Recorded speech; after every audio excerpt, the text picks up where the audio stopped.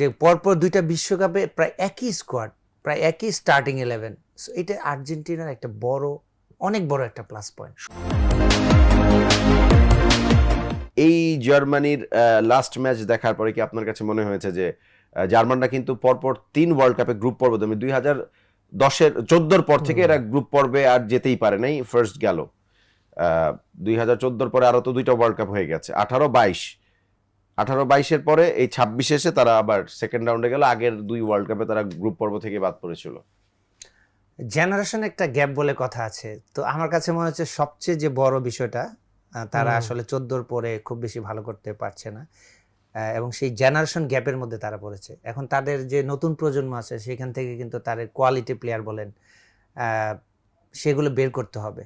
এবং যেটা বলছিলেন যে সনের পরে আমরা ওইরকম তারকা প্লেয়ার বা ইয়াংস্টার দেখতে পাই না যারা ভবিষ্যতে তাদের দেশকে নেতৃত্ব দেবে। সো এই একটা গ্যাপ আমি মনে হয় দেখতে পাচ্ছি। আপনি গ্যাপ যখন থাকবে, আমি যদি ক্রিকেটের কথা বলি বাংলাদেশে, মানে লাইক আউট অফ নাথিং, যে ক্রিকেটও কিন্তু আমাদের একটা বড় জেনারেশন গ্যাপ পড়েছে, যার কারণে ক্রিকেটও আমরা প্রত্যাশা অনুযায়ী কিন্তু সাফল্য পাচ্ছি না। সব স্পোর্টসের ক্ষেত্রেই আপনার জেনারেশন গ্যাপ একটা বড় চ্যালেঞ্জ। এবং আপনি দেখেন, আমি যদি আর্জেন্টিনার কথা বলি, যে পরপর 2টা বিশ্বকাপে প্রায় একই স্কোয়াড, প্রায় একই স্টার্টিং 11। সো এটা আর্জেন্টিনার একটা অনেক বড় একটা প্লাস পয়েন্ট।